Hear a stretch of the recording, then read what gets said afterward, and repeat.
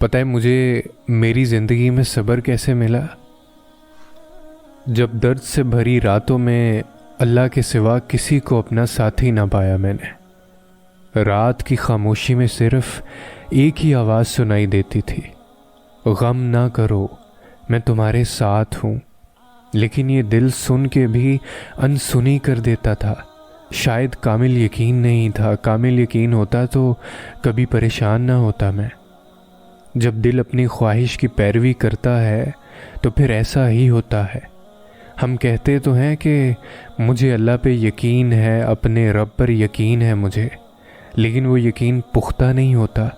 ہم اپنی خواہش کو ترجیح دیتے ہیں، یہی کہتے ہیں بس کسی طرح یہ حاصل ہو جائے۔ حاصل اور لا حاصل کے چکر میں اللہ سے اتنا فاصلہ ہو جاتا ہے کہ اس کی آواز کوئی نہیں سن پاتے ہم لوگ۔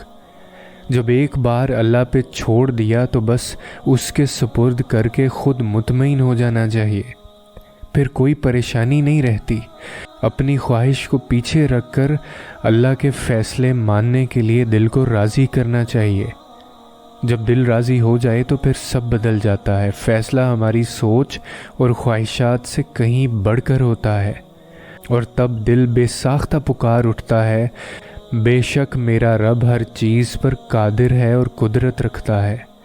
دلوں کو بدلنے پر، سوچ کو بدلنے پر، حالات کو بدلنے پر، اس دنیا کی ہر ناممکن شے کو ممکن بنانے پر بے شک میرا اللہ ہر چیز کا احاطہ کیے ہوئے ہے۔